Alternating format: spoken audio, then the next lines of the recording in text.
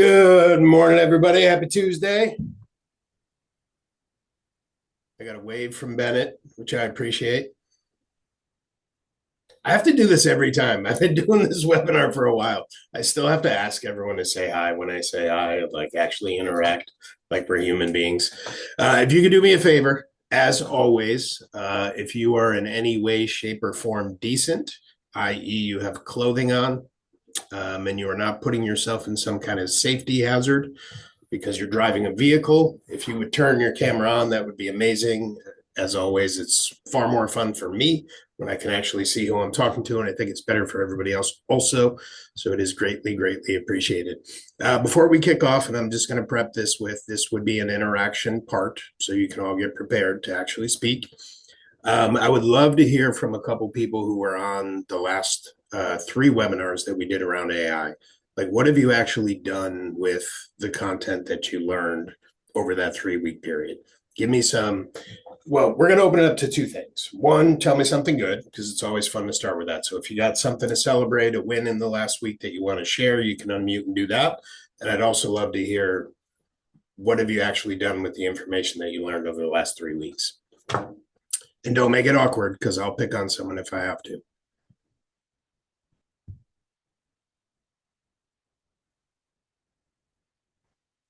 Bennett, what do you got, sir? I knew I could count on you, man. Yeah, so I've got a good one. Last week I was having a lot of allergies, so I wasn't sleeping very well. And on Wednesday I had I took a long form video that I did for our agent training program, and it was an interview with Aaron Anderson, and I broke it into 13 different clips, and I wanted to put the same exact beginning little bumper, graphic with music, and the same little out bumper at the end, right? And so I created one.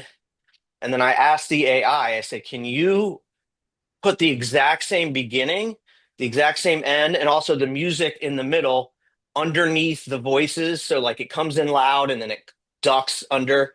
I said, can you repeat that exact same thing for the other 12 videos? And it was like, yes, of course I can. Bye bye. And I confirmed the format, make sure it understood. And it's like, it's going to take a while. So I said, okay. So I hit the button and then I took a nap in my office because I just had these allergies. I was sick, and I woke up and it was done. 13 Most, videos, the beginning, the end, the music. It was all perfect, all the, with the AI, most, and the all most while I productive. was taking a nap. Yeah, I was going to say So the most productive nap you've ever taken. So to yeah, help everybody else out on the call, what AI did you use to do that? yeah. So for video editing, the program I love is called Descript. Descript. Descript. It's basically a video editor like you use in all the different programs. But the main benefit is that when it transcribes the audio on the video, you can edit it by, think of it like a Word document where you copy, paste, strike out stuff. You edit it like a Word document, but then it actually edits the video to match. And it's like seamless, like it gets it, you can get it to the millisecond. So yeah, if someone is talking and they have a lot of uhs and ums, you can hit a button that says remove all filler words and it'll highlight them and you hit boom and it crosses them all out and it edits the video that corresponds to that. So it's called Descript. It's freaking amazing. I do a lot of video editing Yeah. for our I team. So mean, there's so many tools out there, but that's what's cool is when you go out there and you start to play with all the tools. And again, figure out what can I do with it that's productive. The yeah, types of things you can do are amazing. Like because taking a nap and getting 13 videos done is pretty awesome. yeah, and no matter how good you are at editing, it just takes a while to get it good when Yeah. you're manually doing it. So to have this program that basically does yeah, I just want to clean it up and take out the filler words and make it sound good and look good. And for it to just do it automatically it's a game changer because it's just, even if you're really good at it, it takes a while to do it Yeah. manually. Yeah. I just used HeyGen to take like 8 images that I created, that I used chat to create the images, and then I used HeyGen to turn the images into a video. And Yep. again, like it's amazing what you can accomplish. So I love that. All right, what else we got? Give me a win and or what did you do with what you learned over the last 3 weeks?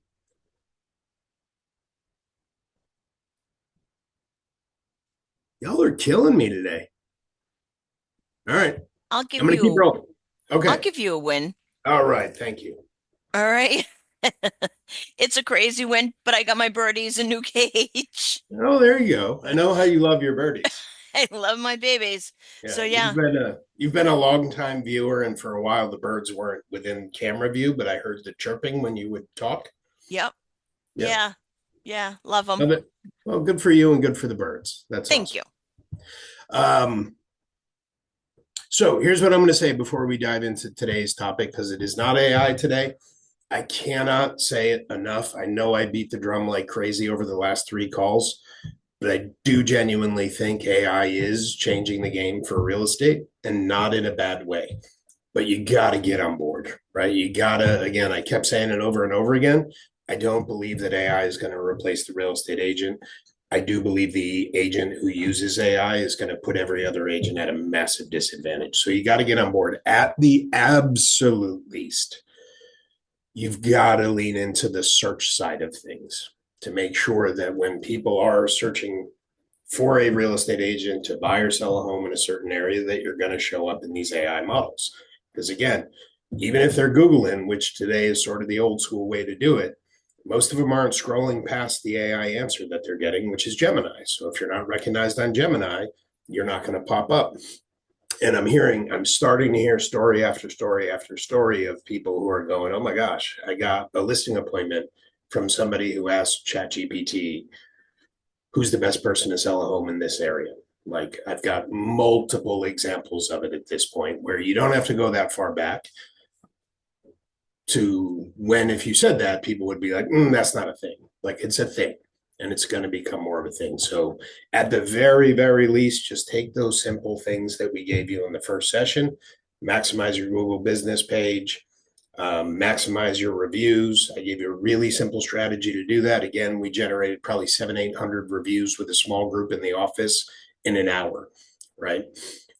So just at a minimum, do those things. The next thing would be being really purposeful about keeping the content that you're creating hyper local. But those three things alone can be game changing. So again, don't sleep on it, lean in. And that being said, we're going to dive into today's topic. So it is April, if I'm not mistaken. January, February, March, April. Okay, that's how it works. So it's April, which means we are out of the first quarter of the year. So as business people, right, we have to hold ourselves accountable. We have to hold our goals accountable, and we should be pausing at the end of every quarter to do a business review. So we're going to run through two things today. We are going, by the way, I put a link to a Google Doc in the chat. So if you're in a place where you can grab that and download it, you'll have to make a copy of it so you don't edit my original. But it's just the business metrics that we want to be looking at a quarterly basis and what we want to be comparing them to. So what I would love for you all to do. So again, we're going to do two things. One, I'm going to give a quick overview. I was on a Zoom with Dr. Yun, who is the chief economist for the National Association of Realtors. I'm going to share a little bit of what he shared. I'm going to do that quickly. Then we're going to shift gears to kind of walking through that quarterly evaluation. My hope would be that you download it, make your copy so that you can actually fill it out as we go. You might not be able to do it all while we're on the call, but I would strongly encourage you, what you can't do on the call, take the time. It's not going to take you long. At most, it's probably 30 minutes to go through. But it's important and it's eye opening when we do it. So let me get my slides rolling.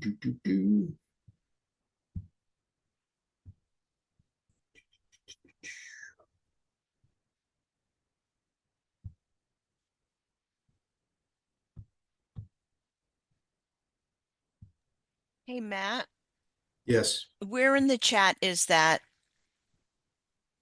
Uh, doc? Everybody should have got it, but I did drop it before we started. So let me just make sure. Do it again. Thank you. Let me know it's there now. I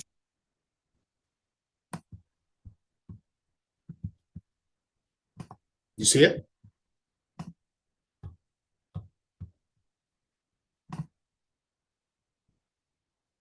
Somebody Yes, just, it's in okay. there. All Thank right. you. All right, let's roll. So Here's the things that we always want to look at a quarterly basis. So one, we want to compare where we are against our goals.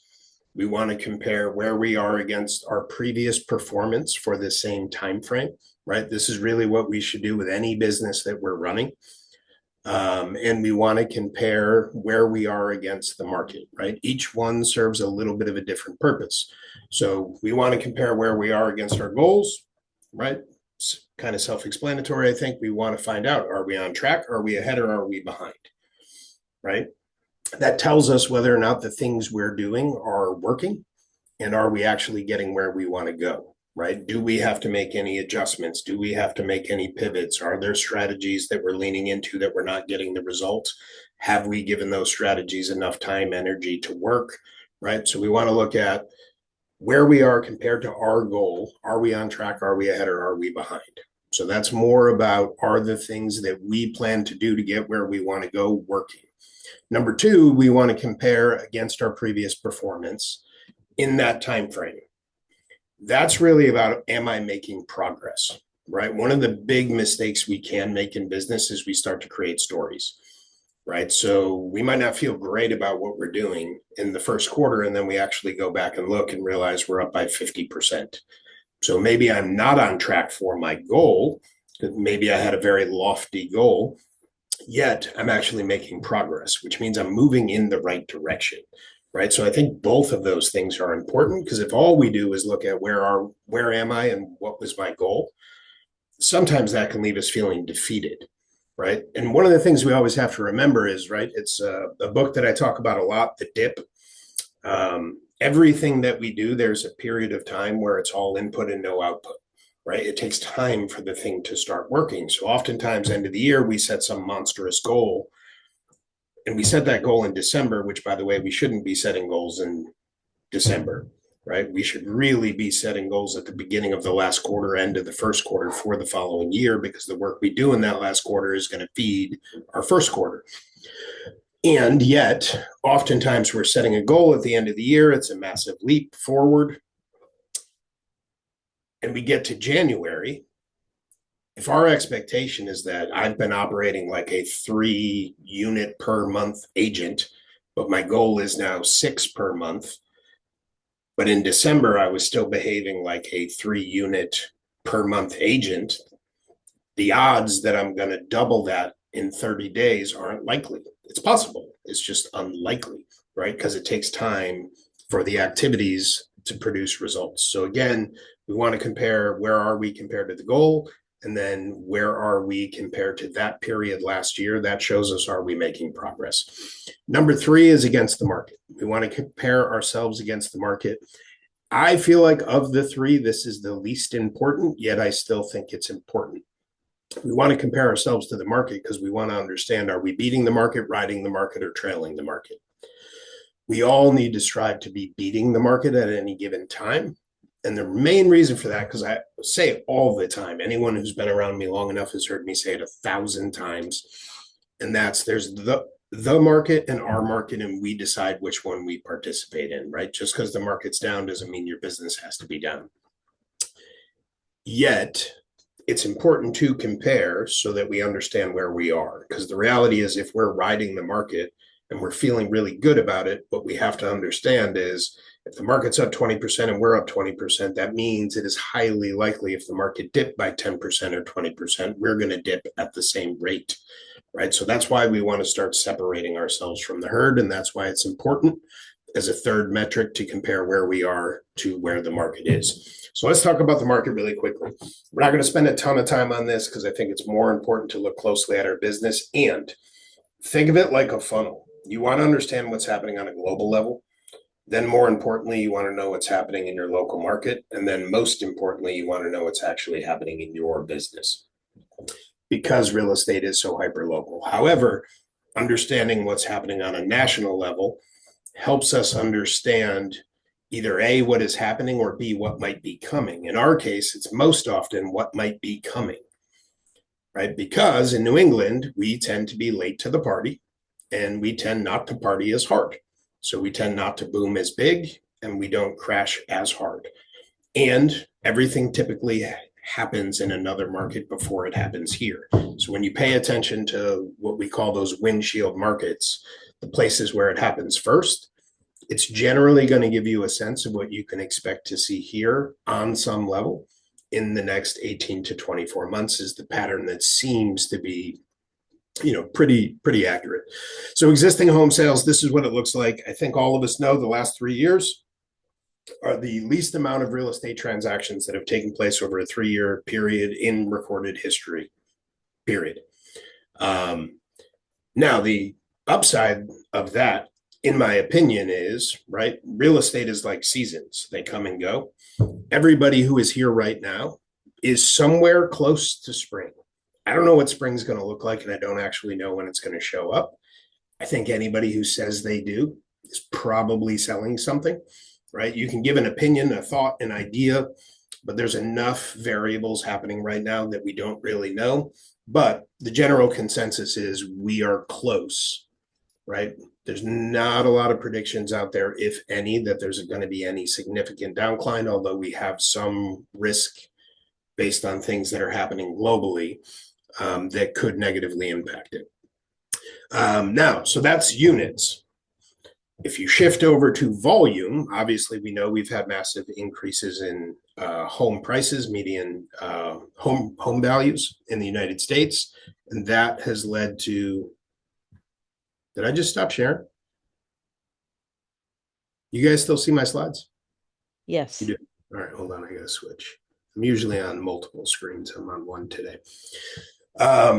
So obviously values have gone way up. And because of that, if you look at volume, it's actually not terrible at all, right? The amount of units that are being done are incredibly low right now. However, prices have gone up so much that it's kind of backfilled the hole quite a bit, right? We're selling less houses, but the houses that we're selling have much higher values, and therefore, from an income standpoint, in an industry where you get paid 8% of the sale price, it's kind of backfilled that hole quite a bit. So if you look at the last 3 years based on volume, you actually see that outside of the boom during the pandemic from 2020 to 22, they were some of the healthiest years of volume that we've seen. So these are predictions from Dr. Yun, who again is the chief economist for the National Association of Realtors. Left-hand side is 2025 numbers. Existing home sales were basically flat. New home sales, so that's new construction, was down by 2%. Median home prices was up by 3%. These are all national numbers. Mortgage rate was sitting around 6.7%. You jump over to 2026. This is their prediction. This is a revised prediction. You see in the parentheses, Dr. Yun's original prediction is that we could see home sales increase as much as 14% in 2026. He has brought that all the way down to 4%. That is primarily because of global conflict and oil prices. That is slowing the decrease in mortgage rates. They're not directly tied, but they are affected and related. So all of that is creating uncertainty, which has caused rates, the lowering of rates to stall and rates to actually creep up a little bit. Also, when there's uncertainty, it makes people nervous. When you see gas prices going up, that's one of the things that hits people the fastest. They notice very quickly when the price of gas goes up because you're staring at the price every time you fill your pump. So all those things create less confidence, and that is where he's downgraded his prediction from 14 to 4. It's kind of funny whenever you hear him talk, he always says there's a 50% chance that he's going to be wrong. He did also add a caveat to this part of the conversation that if the global conflict that we're going through right now comes to an end in the near future, that he believes we could still see potentially best case scenario double digit, like 10% increase in existing home sales. That being said, I tend to think when it comes to planning that you should plan for the worst, right? You can be an optimist and still plan for the worst. When you're an optimist who plans for the worst, then you're prepared for whatever's coming. And when the worst outcome doesn't show up, you're just in a better position to take advantage in a positive way of the situation. Median home prices, we talked about, it's gone up. Prediction is that the average homeowner will gain an additional $16,000 in equity next year, or I'm sorry, this year in 2026. Right now, we are at an all-time high. So this is current wealth that is captured inside of real estate right now. And you can see from 2019 to now, there's been massive, massive growth in wealth for folks who own real estate. This is a really great slide to share on social media. This is a really great slide to share with folks who think sitting on the sidelines right now is a good idea because things are crazy, right? I personally know, and I guarantee there's people, every one of you personally knows people who back in 2019, 2020 decided they were going to sit on the sidelines and wait for things to cool off. They missed a massive, massive wealth building opportunity, right? To bring it local a little bit, obviously, if you look top right, that's where a lot of us live, not all of us that are on the call.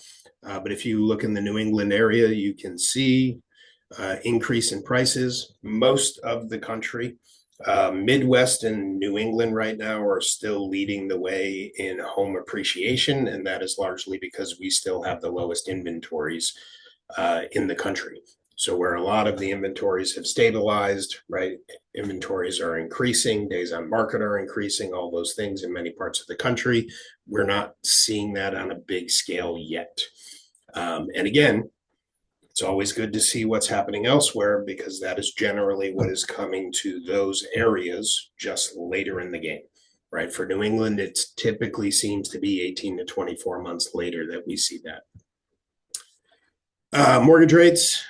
This is really just highlighting, and I do think it's important for us to know and understand this so that we can communicate it to our consumers. And that is when the Fed cuts rates, that doesn't directly affect mortgage rates. The two things, they're friends, they hang out together sometimes, but they don't necessarily do the same things all the time. They're not directly correlated, they're not directly related. When they lower the Fed rate, that affects revolving credit, it affects car loans, it affects credit card interest rates, things of that nature. Mortgage is tied to the 10-year treasury bonds.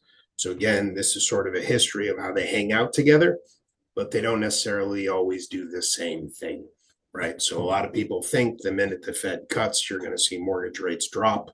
We've seen the opposite at times over the last, 9 to 10 months. But just know that they hang out together, but they don't always do the same thing. They are not directly related. Just something to keep an eye on. This is an interesting thing. There are two things going on in our country right now that are a little concerning. One is revolving debt is at its highest level in history. I believe that is largely because mortgage rates went so low. I've talked about it on other calls. There's sort of a cycle that often exists where we will accumulate a certain amount of revolving debt, meaning credit cards and car payments and things of that nature that tend to have higher interest rates. And eventually those payments become challenging. Oftentimes the solution is to refinance the house, pay off those debts, right? You roll it into the loan. It's over a 30-year and the interest rate is lower. I think a lot of people are very hesitant to refi because they don't want to give up their rates, which is lending itself to more revolving credit. The other thing that is showing up is student debt. So this is a pretty big spike that we saw here around student debt, and this is delinquency. So something that is interesting because, those in theory should be our first-time home buyers coming out of college. However, most of us know the average first-time home buyer age is now 40 years old, which is really hard to believe. And long-term, potentially, it's hard to see a scenario where it won't cause a massive wealth gap in that generation that has waited that long to buy a home, right? Okay, I think that's kind of on the global scale. So number one, we're going to walk through the sheet that I provided you in the link. And the other thing that you need to do is, again, We have to understand what's happening globally, locally, and then inside of our own business. When it comes to reviewing our business to see how we're doing, we compare it against our goals, we compare it against the market, right? I'm sorry, we compare it against the goals, we compare it against that period last year, and then we compare it against the market, which means part of this exercise on a quarterly basis is to go into your MLS, which I imagine you do weekly, if not daily, and just pull the reports so that you have the first quarter data for your specific MLS, your specific market, so that you can do that market to market comparison. You're not comparing your business to the national market. You're comparing your business either to your MLS or your local market, your county, your town, whatever the case may be. So let me switch over here. So I'm going to walk through this document with you. So super, super simple.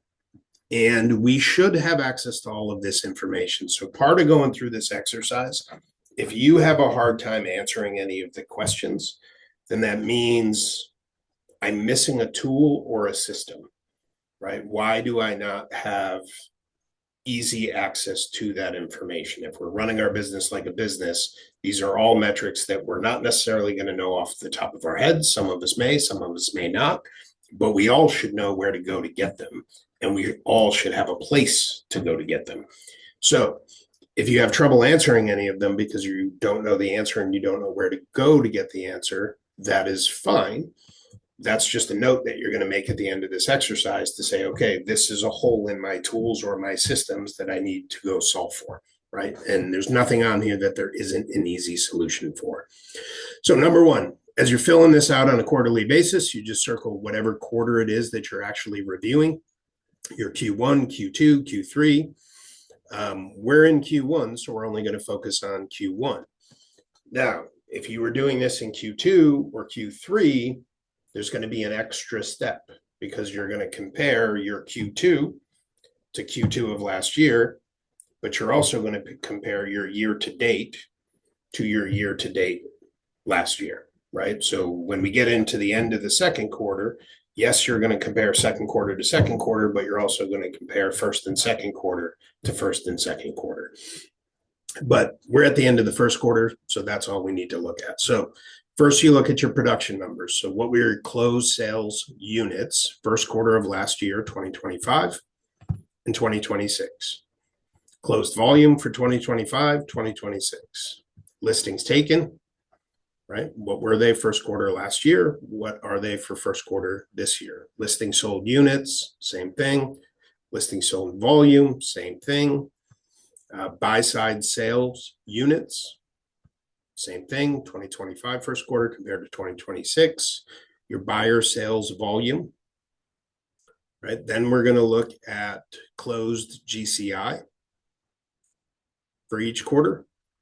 Then what are your current pending units and your current pending volume, right? So all of these metrics are going to give you a handle from a production standpoint of how am I doing in comparison to this time last year. Then this, your pending units and your pending volume, obviously gives you insight into what you're heading into, what is coming.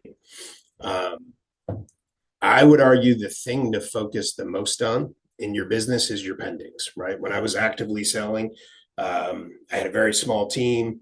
Anytime we had a great month, I would always say, awesome, we can celebrate for a day.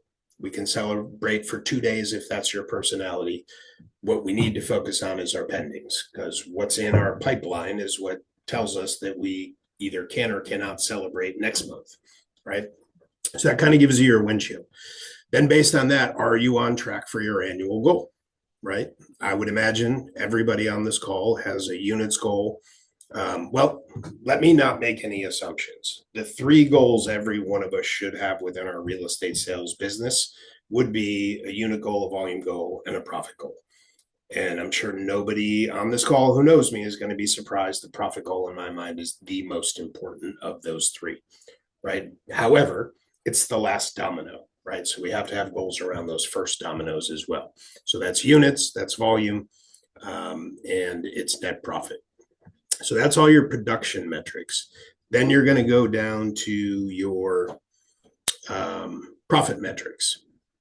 So this period last year, what was your GCI, your gross commission income? So anybody new on the call, gross commission income is just your total sales volume times the commission that was charged on each one of those transactions, right? That's like your 1099 income.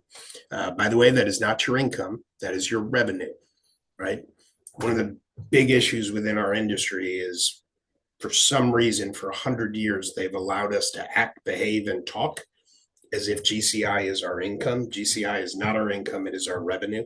And those are two very different things. Our income is what's left after our cost of sale and after repair expenses, which is why those are the other metrics, right? So you got your GCI, then you have your cost of sale. This period last year, so this is all first quarter of 2025, cost of sale, for anybody who doesn't know, by definition is any expense that only happens when you close a transaction. So that is typically your split with your broker, any referral fees that you pay. And if you are on a team, it would include your split with your team lead. Those are all cost of sale. There's a few others that can fall into that depending on how your business is structured, but at its simplest form, those are your three. By the way, that's money you never touch. It has nothing to do with your 1099. It has nothing to do with taxes, but it's an important metric to know and understand. This period last year's expenses, right? Obviously, you can only answer that question if you have a profit and loss, which is the tool that is most commonly missing within our businesses, right? So if you have trouble answering that question, it means we don't have a P&L, right? So that's a solution that we need to solve. Obviously, I'm very biased. I would recommend RE Profit, which is the company that I own that automates that process for you. And it doesn't matter what you use as long as you use something and it is effective. So last year's expenses, and then this year, this period last year's net profit, right? So we've got all our production numbers. Are we on track for our production goal? We've got all our profit metrics.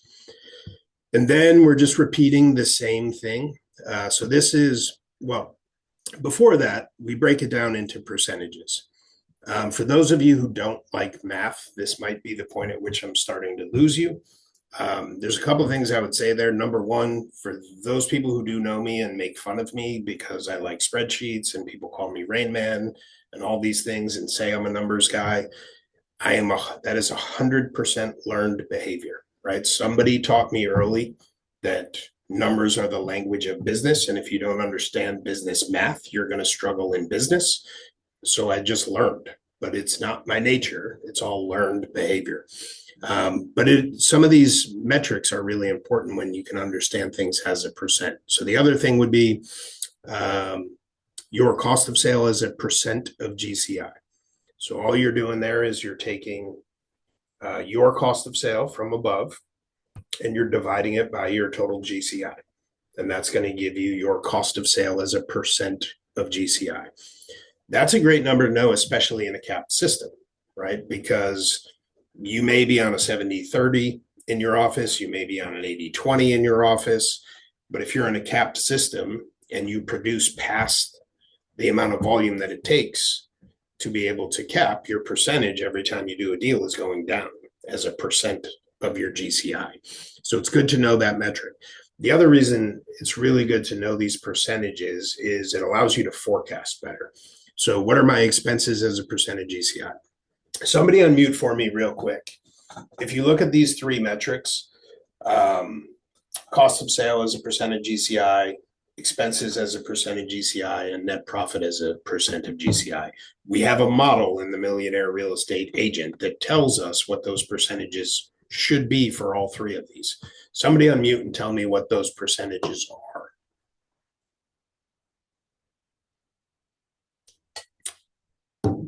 Come on. I know Isn't cost of sale like 35%? You're close. Keep going. GCI. Okay. Yeah, and then your expenses, I mean, hopefully 5%, and then net profit 30% somewhere.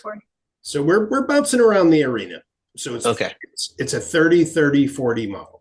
30% Okay, cost of sale, 30% expenses, There you 40% profit margin. Now, a couple of things you need to know about those metrics. Number one, if you are an individual agent, is it possible for you to operate at a higher profit margin than 40%? The answer is absolutely. Yes, you can, depending on what kind of business you're running and what kind of expenses you have, whether you're in a company that has a cap or doesn't have a cap, all of those things can play into you having a margin that is bigger than 40%. Again, if you're an individual agent and you produce significantly past your capping volume, then your percentage cost of sale could be significantly lower. The reality is, for a lot of the folks on this call, their cost of sale may be lower if they're an individual agent and they produce significantly past that number. Now, if you're on a team, your cost of sale may be higher, but typically your expenses are lower because the team is providing a lot of the things that you would normally have to pay for, right? That's often why when I talk about teams, right, sometimes people on the outside looking in on the team go, why would you ever split that much with a team? And I look at it and go, the reality is you're just deciding how you want to pay your bills and how you want to spend your time. Because if you look at the bottom line, somebody on a highly functioning team is, as a percent, is typically going to be very close to the same or more profitable than the team lead might be as a percentage, right? Because again, their cost of sale is going to be high, but they're going to have significantly less expenses because of all the services and systems and people that the team provides for them, that they're not paying those individual bills. So when you're looking at a team, it's really, okay, I could be in charge of all the things and pay for all the things, or I could have somebody else in charge of all the things, pay for all the things, and I essentially pay through cost of sale, right? So it's 30, 30, 40. Now, the other side of that is if you are running a very large team, the reality is you're probably not operating at 40% profit margin. It's probably more like 25%. 25% profit margin on a very, very large team is healthy, right? It doesn't mean that person is making less money, but it's a smaller piece of a bigger pie. And that just tends to be the nature of business. The bigger things get as they scale, if they're healthy, they'll make more money, but it is a smaller percentage, just a smaller percentage of a bigger pie, right? So we're going to go through and look at all those. And again, all of these are division. So for cost of sale as a percentage GCI, we take our total GCI, or I'm sorry, we take our cost of sale divided by the GCI. It's going to give us the percentage. For expenses as a percentage GCI, we take our expenses, we divide it by GCI, and we get that percentage. For net profit, we take our net profit divided by GCI, we get our profit margin. This number two, the net profit as a percentage GCI, which is just a more wordy way of saying this is your profit margin, right? It is the percent of income that you generate that you actually keep. That's a really important number because I would argue when you're doing your business planning at the end of the year or at the beginning of the last quarter of the year, that's the number I would suggest you start with, right? If I have an income goal, I want to make $250,000. Well, the first thing I can do is if I know my net profit as a percentage GCI, and let's say it's 40%, well, I can take that 250,000, I can divide it by 40%, and it will tell me how much GCI I have to generate in order to net 250,000. Well, cool. Now I can do an economic model. Now I can do my GPS, and I can build it all based on that dollar amount that I want to take home. Right. One of the biggest mistakes we make in our industry is we set our goals around volume and units. Like that's our starting point instead of a profit goal. And then we reverse engineer to what does our volume have to be? What does our units have to be in order to accomplish that? Last thing is what are our top 3 ROIs for this period last year, meaning where did we generate the most amount of business with the highest ROI, right? For all of us, one of those 3, and most often number 1, should be our sphere of influence, right? And then after that, it could be very different for a lot of us. It could be open houses, it could be social media, it could be internet lead gen, it could be a lot of different things. But it's important that we look at those things because they do change, right? And if we're checking them on a quarterly basis, we start to recognize when the change is happening sooner, and we recognize when we have to make adjustments and pivots before we go too far backwards, right? A good rule of thumb is if you see something once, it's an anomaly. If you see something twice, it's a pattern. If you see something 3 times in a row, it's a trend, meaning that's the direction that things are going in, right? So if I have 1 month where something changed drastically, what that's going to mean to me is I need to watch that next month. If I see it happen again, I'm going, okay, I've got to start thinking about what pivot I might have to make. Because if this shows up a third time, that means it's the direction it's likely going in. And I may have to be proactive about it. So it's a good rule of thumb. Then we get to this year, we're just going to do the same profitability numbers. So what's our GCI? First quarter cost of sale, expenses, net profit for the first quarter. We're going to run the same percentages. We're going to ask ourselves the same question. What are our top 3 ROIs this period last year? Are they the same or have they changed? Right. At that point, we're done with math. Now we're just going to go through and ask ourselves some questions, right? Because it's not about doing math for math's sake. So number one, were we able to complete the quarterly review, right? Could we fill out the entire thing? If the answer is no, okay, cool, right? We're missing a tool or a system, and there's something that we need to implement. So if not, why not? What is the system that is missing or not being used in your business that would give you access to these KPIs? Those are KPI is a key performance indicator, right? So any question I can't answer, that means, again, I have a tool or a system that is missing and I need to fill that gap. Next is when will you implement that system, right? We don't recognize problems to leave the problems there. That is not how businesses grow. That's not how we build stable, healthy businesses. When we recognize a gap, we ask ourselves, what's the simplest way to close this gap? So then it's the accountability piece. When will you implement that system? Who will implement that system? And by when will that system be implemented? Question number 4, if you were able to complete the review, are you on track to hit your annual goals? Yes or no? If not, what's the one thing that I can do such that by doing it, this question probably sounds familiar, everything else would become easier or unnecessary, right? So if I'm not on track to hit the goal, what am I doing that isn't working? What am I not doing that I should be doing? And by the way, this is where it's important that we also, this is where that comparing to this period last year becomes really important, because without that, we might go, I need to stop doing this and I'm going to go look for something new and shiny to do because I'm not on track to hit my goals. Yet, if I actually paused and compared first quarter this year to last year and found out I was up by 50%, that might change my decision. I might say, okay, no, everything I'm doing is working. I just need more time on task, but I'm moving in the right direction. So no, I'm not actually going to tweak anything, right? So that's why all 3 of those comparisons are important. Why was that profit goal important to you to begin with? And what do you gain when you hit it? Right. So this is coming back to the motivation piece. For most of us, just making money isn't enough motivation to push through hard things, to do things that are uncomfortable, to do things that we don't want to do. It is what the money can do for us and who the money can do something for that is usually the real driver for us. So why was the profit goal important to begin with? Who else in your life is impacted by you hitting or not hitting that goal?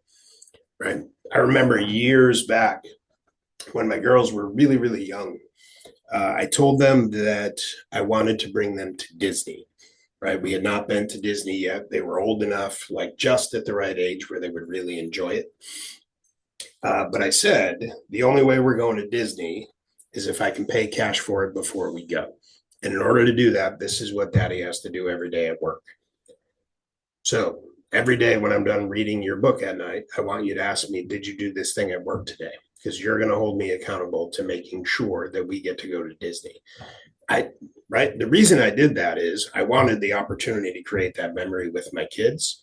And there was no better way to hold myself accountable than to ask those very same children to hold me accountable, right? If I don't go out and do what I need to do every day to make sure that we can take that trip and do it responsibly, I got to tell those cute little kids that we don't get to go to Disney because daddy didn't do his work, right? That was not a thing that was going to happen. So it's important that we go through the metrics, but it's also important that we realign ourselves with why we're doing what we're doing. Question number 8. Are these whys important enough to you to commit to doing number 5, whatever that one thing is that you need to change, tweak, or start doing that you're not doing? Or is there something that you need to stop doing, right? Sometimes the answer isn't doing something, the answer is not doing something. But are those things important enough? And number 9, what's your next step? Number 10, when will you start? And number 11, who will hold you accountable? When we run through this exercise on a quarterly basis, every single quarter, we are constantly holding ourselves accountable to our goals. We're holding our business accountable to our goals. We're staying in reality as far as where are we compared to our goals? What is our progress? And where are we in comparison to the market? Right. So it forces us to stay in a reality, but it also reconnects us to why it's worth doing the work. Right? Like big leaps forward in our business don't happen on their own. They come with effort, they come with sacrifice, they come with commitment, all the things. Right? And when we do this every quarter, the numbers is what keeps us grounded. Right? But remembering and reminding ourselves why it's worth doing what we're doing, that's what really gives us the energy to push through the things that are challenging at times. Questions or comments? There's a lot of math. Things typically get real weird when you do a lot of math. Give me some thoughts or ahas. There was one question in the chat, Matt. Yep. John asked, what do you consider a large team? It's a good question. It's a little bit hard to answer because large can be volume, large can be people. But I mean, when you get into that range of having a team of 10 plus salespeople, like in that range, you're probably starting to see that margin getting smaller. Again, if it's a healthy team, it's not less money, it's a smaller percentage, but it's probably somewhere in that range. There is no textbook answer that is 100% correct because there are so many variables. How many people do you have on your team? How productive are those people? Do I have a lot of people on the team, but a lot of people who don't produce? Or is everybody on my team in production? What kind of team am I running? Am I running a team that focuses on relationships, or am I running a team that focuses on internet lead generation? Right? Every one of those affects margin, but I would say it's somewhere in that range. When you get to that point where you have 10 salespeople on your team, you probably have a fair amount of systems, you have a fair amount of employees, all those things that start to make that margin a little bit smaller. So it's probably somewhere in that range. According to my calendar, we are on. So we will see you back here next week, same time, same bat channel. Bye, everybody.